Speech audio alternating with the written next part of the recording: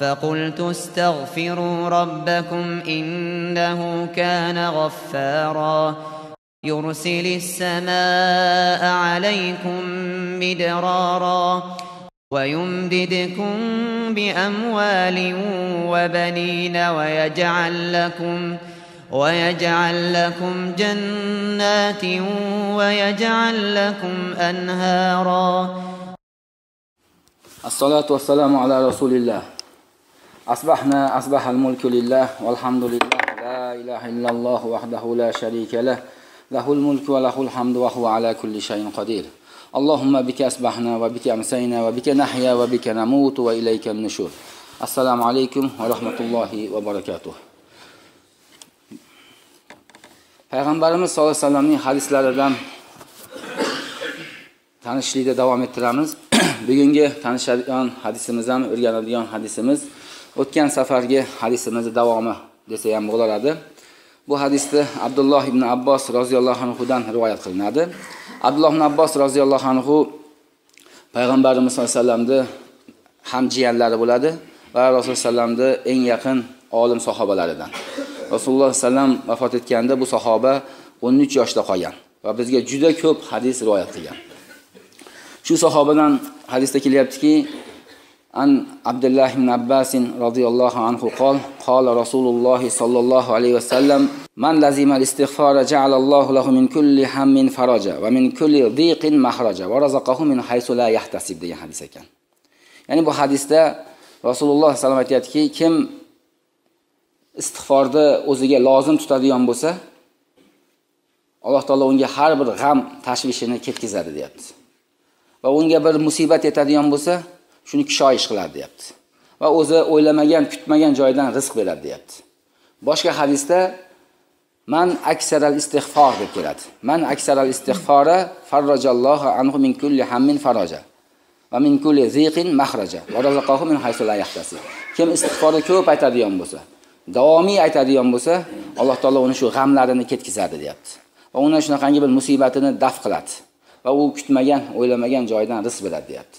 Ya'ni musulmon odam doim shu istig'forni aytib yurish kerak ekan. Ya'ni astagfirulloh tubilih, astagfirulloh deb tillarda shunga o'rgatish kerak ekan. Yana payg'ambarimiz sollallohu alayhi vasallamdan hadislarda keladiki, astagfirulloh va atubu ilayh. Fa inna astagfirulloh fi kulli yawmin 100 marra deydi. Allohga istig'for aytinglar va tavba qilinglar deydi. Chunki men har kuni Allohga 100 ta istig'for aytaman deydi. Ya'ni Rasululloh sallam har kuni 100 ta istig'for aytar ekan. Abdulloh ibn Umarning hadisida ham keladiki, Rasululloh sallallohu alayhi vasallam bilan o'tirganimizda deydi. Payg'ambarimizni shu gaplar orasida istig'for aytganini eshitardik, hatto sanardik. Bitta o'tirishda 100 taga yaqin yoki 100 ta istig'for aytardi deydi. Ya'ni astagfirulloh va atubu ilayh deb aytardi deydi. Mana payg'ambarimizdan hadisda keladi, duolari bor. Sayyidul istig'for deydi. Sayyidul istig'for degani shu butun istig'forlarda sayyidi. Shu istig'forni yodlash kerak. Chunki bu istig'forda Rasululloh sallam aytgan, kim kunduzi aytadigan bo'lsa, bir marta. Shu kuni kechga borib o'lim unga yetib o'ladigan bo'lsa, jannatga kiradi deydi. Kim shu istig'forni bir marta aytadigan bo'lsa, kech payt, tongga yaqin unga o'lim yetib o'ladigan bo'lsa, jannatga kiradi degan. Allohumma anta robbi la ilaha illa anta xalaqtani va ana abduka va ana ala ahdika va va'dika mastata'tu. A'udhu bika min sharri ma sana'tu. Abu laka bi ni'matika alayya. Abu bi zambi faghfirli fa innahu la yaghfiru dhunuba illa anta. Ya'ni bu istig'for sayyid, butun istig'forlarda sayyid deyiladi. Nimaga? Chunki bu istig'forda tavhid uluhiyya bor, tavhid rububiyya bor, tavhid asmo-i sifat bor. Allohumma dishlik bilan ey Allohim, men ibodat qilishligim uchun o'zinggina haqlisan degani. Men sajda qilishligim uchun, men tavakkul qilishligim uchun o'zinggina haqlisan deb tavhid uluhiyyani isbotlayapsiz. Anta robbi, sen meni Rabbimsan degani. Rabbim degani ya'ni tavhid rububiyya deyiladi. Alloh yaratadi. Allohgina o'ldira oladi. Allohgina foyda va zarar bera oladi. Alloh osmonlar va yer, koinot ishlarini Alloh o'zigina tadbir qiladi degani. Anta robbi, xalaqtani, sen meni yaratding. Ya'ni xoliq sifati, ya'ni yaratuvchi faqat Alloh. Allohdan boshqa hech kim yaratishga qodir emas. Ana abduka, men seni bir qulingman. Va ana ala ahdika va va'dika, va men senga bergan ahdimga va va'damga qodir bo'lganimcha turaman degan. Ya'ni ba'zi odamlar Allohga ahd beradi. lekin ahdini buzib qo'yadi. Bir kasallik paytida ey Alloh agar menga shifo bersa, unday qilaman, bunday qilaman deydi. Lekin shifo topgandan keyin Allohga bergan ahdini unutib qo'yadi. Allohga va'dalar beradi. Mana shu ishim yaxshi bo'lib kelsa, unday qilaman deydi. Namoz o'qiyman, masjiddan chiqmay qo'yaman, umra qilaman, haj qilaman, ibodatlar qilaman deb va'dalar beradi Allohga. Lekin shu narsani Alloh bergandan keyin shu ahdlarini, va'dalarini buzib qo'yadi. Ya'ni Muhammad alayhisalom doim duolar qilgan ekanda, Allohga bergan ahdida sodiq turgan. Ana ahdika va'dika mastata'tu, qodir bo'lganimcha, ya'ni Allohdan so'raysiz. Qodir qilishlikni ham Allohdan so'ralyapti. Agar Alloh qodir qilmasa, odam unutib qo'yadi. Shayton vasvasa qilib hamma narsani unuttirib yuboradi yoki havoi nafslar bunga yo'l qo'ymaydi. A'udhu bika min sharri ma sana'tu, va men qilgan ishlarimni yomonligidan panoh so'rayman deydi. A'udhu bika, ya'ni sendan o'zim qilgan ishlarni yomonligi o'zimga urib qolishidan panoh so'rayman deydi. Abu laka bi ne'matika alayya, seni menga bergan ne'matlaringga iqrorman. Alloh taolo ne'matlari ko'p bizga.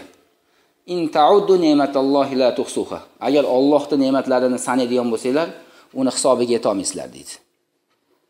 Sen menga bergan ne'matlaringga hammasiga iqrorman, e'tirof qilaman. Abu bi zambi, va meni o'zim qilayotgan gunohlarimga iqrorman deydi. Ya'ni inson qilgan gunohlariga iqror bo'ladi. Hamma gunohkor. Shu gunohlarga ayb qilgandan keyin buni bo'yniga olish kerak ekan. E'tirof qilish kerak va kechirim so'rash kerak. Allohdan ham kechirim so'rash kerak. Ba'zida banda bilan bandaning orasida bo'ladigan muomalalar bor. Shunda ham kechirim so'rashni o'rganish kerak. Xato qildimi, kechirim so'rash kerak. Oxiratga qolmaslik kerak. Faghfirli fa innahu la yaghfiru dhunuba illa anta. Va meni gunohlarimni kechir. Gunohlarni sendan boshqa hech kim kechirmaydi deydi. Ya'ni hech kimning haqqi yo'q gunoh kechirishga. Faqat Allohgina gunohlarni kechiradi. Avliyolar ham, payg'ambarlar ham gunohlarni kechirishlik huquqiga ega emas. Ya'ni boshqa dinlarda, nasroniylarda shu cherkovdagi domlasi gunohlarni kechiradi. Shu akoshkani ochib, butun qilgan gunohlarini aytib beradi. Ko'rganmiz, eshitganmiz. Keyin u e'tirofman, shu ishni qildim, tavba qilaman, pushaymonman deydi.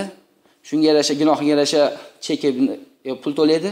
Keyin bo'ldi u, ya'ni o'rchasiga atpushena greh yoki arabchasiga sukukul g'ufron deydi. Gunohlardan xoli qilib qo'yish, bo'shatib qo'yishlik. Bu shirk. Allohdan boshqa hech kim gunohlar kechira olmaydi. Faqatgina Alloh gunohlarni kechiradi. Shuning uchun aytayaptiki, la yaghfiru zunuba illa anta. Faqat seni o'zinggina gunohlarni kechirasan deydi. Mana shu sayyidul istig'for deyiladi. Mana shu duoni yodlash kerak. Shu duoni kim bir kunda ertalabda aytib qo'yadigan bo'lsa, kech payt o'lim topadigan bo'lsa, jannatga kirishida shubha yo'q ekan. Buni Rasululloh aytayapti. Agar kech payt aytadigan bo'lsa, tongga yaqin vafot etadigan bo'lsa, shu kechada jannatga kirishligi aniq deyapti. Yana istig'forning fazilatlari haqida Qur'onda ham, hadisda ham dalillar juda ko'p. Alloh taolaning Qur'oni Karimda aytadiki, faqultu a'udhu billahi minash shaytonir rojim, faqultu astaghfiru robbakum innahu kana ghaffara yursil samaa alaykum midrara va yumdidkum bi amwalin va banin va yaj'al lakum jannatin va yaj'al lakum anhara ma lakum la tarjuna lillahi waqara.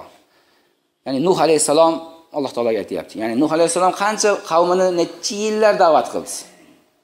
Ey Allohim dedi, faqultu astaghfiru, men bularga qavmimga aytdim, Allohga istig'for aytinglar. Innahu kana g'affaro, albatta Alloh gunohlarni mag'firat qiluvchidir. Ya'ni g'affordir, siylay mubolag'a, o'ta kechirimlidir. Sizlarning gunohlaringizni kechirib yuboradi, Allohga istig'for aytsanglar. Ya'ni bitta sifat, ya'ni gunohlarni kechiradi, astag'firulloh deysiz. Yursilis samaa alaykum midrara, osmondan sizlarga yomg'irlarni yog'diradi. Yomg'ir yog'ishligi bu mo'l-ko'lchilik, arzonchilik. Yomg'ir yog'sa, ya'ni istig'forlar bilan yomg'ir yog'ilar ekan. Demak, yomg'ir yog'mayapti, bu ham balo. Demak, istig'for aytish kerak. Shunda osmonlardan yomg'ir yog'adi, mo'l-ko'lchilik bo'ladi. Va yumdidukum bi amwalin va banin, va sizlarni mol bilan va o'g'illar bilan quvvatlaydi deyapti. Kimga boy bo'lgisi kelyapti? Istig'for aytsin. Kim serfarzand bo'lgisi kelyapti? Istig'for aytsin. Ya'ni buni hayotda inson tajriba qilib ko'rish kerak. Yumdidukum bi amwalin va banin va yaj'al lakum jannat va anhara, va sizlarga bog' bo'stonlar qiladi. Agar ko'p istig'for aytib yursangiz, bo'stonlarda sohib bo'lasiz va anhorlarda egasi bo'lasiz. Demak, istig'forning fazilatlari ko'p. Alloh taolo Qur'onda aytayaptiki, istig'for aytib yurarsa, astag'firullah, aytamanda, kech paytda, abidda. Alloh taolo shunaqa boylik bilan siylaydi. Yomg'irlar yog'diradi, serfarzand qiladi. Bu Qur'onda kelgan. Eng kamida mana namozdan keyin, har namozdan keyin 200 martadan istig'for aytib qo'yadigan bo'lsangiz, bir kunda 1000 ta istig'for aytasiz. Shunga tillarda o'rgatish kerak ekan. Odatlanish kerak. Inson xolasa xolamasa baribir gapiradi. Yo g'iybatda gapiradi, yoki ig'voda gapiradi, yo boshqa dunyo gaplari bilan mashg'ul bo'ladi. Lekin inson o'zini shunga ko'ndirish kerak, o'rgatish kerak, istig'for aytib yurishga. Mashinada ham, ko'chada ham, o'tirganda ham, yurganda ham astag'firullah aytib yursa, Alloh taolo shu rizqini mo'l qilar ekan. Mana bunga misollar ham juda ko'p kelgan. Payg'ambar sallam doim istig'for aytib yurardi. Bo'lmasa Rasululloh sallamning avvalgi, keyingi gunohlari mag'firat qilingan zot. Lekin doim odatlari istig'for aytardi. Va istig'forlar duolarda ijobat qiladi. Istig'for aytib duo qilsangiz, duolarga ijobat bo'lar ekan. Shuning uchun namozdan keyin ham salom bergandan keyin astag'firullah, astag'firullah, astag'firullah deyiladi 3 marta. Chunki duo ijobat bo'lish o'rinlaridan bittasi Allohga istig'for aytib, keyin duo qilishlik, keyin so'rashlik. Shuning uchun istig'forni ko'p aytish kerak deydi. Shu istig'forning nimasida mana keladiki, Ahmad ibn Hanbal Ibn Javziy o'zining kitobida keltirgan. Ibn Javziy o'zining kitobida keltiradiki, Ahmad ibn Hanbal mana katta mashhur muhaddis olimlardan. Imom Buxoriyning ustozi. Imom Buxoriy Ahmad ibn Hanbaldan ta'sirlangan. Ahmad ibn Hanbal bir shaharga boribdi, boshqa shaharga. U paytda Ahmad ibn Hanbal butun nomi, dovrug'i hamma joyga ketgan, lekin birov ko'rmagan. Hozirgidaqa haligi suratlar, televideniya, boshqa narsalar yo'q u paytda. Ati mashhur bo'lib ketgan, lekin o'zini ko'rmagan. Lekin qorong'i tushgan. Bir masjidga kelibdi, xufton o'qitdi. Xufton namozidan keyin endi shu masjidda saharga davr, tongga davr yotib olaman deb masjidda qoldi. Endi yotgan ekan, masjidda qorovul kelibdi-da. Uyg'otib, "Bu masjid senga yotish mumkin emas" dedi. Men musofirman decha saharga dam olay, uxlab olay, ketaman, turib ketaman desa uramabdi. Ushab tashqariga chiqib qo'yibdi. Keyin masjid ostonasiga o'tirib olibdi. Ya'ni har qalay masjid yoni tinchroq deb yotgan ekan, qorovul ichkaridan chiqib, uflab masjid. "Nima qilib o'tirsan, yotibsan bu yerda" dedi. "Bor bu yerda yotishim mumkin emas" deb haydab. Qo'pol odam ekanda. Tanimayapti Ahmad ibn Hanbalni. Agar Ahmad ibn Hanbalni tanisa, bilsa, shu shaharning hokimi o'zi olib ketadi uyiga. U mashhur muhaddis olim.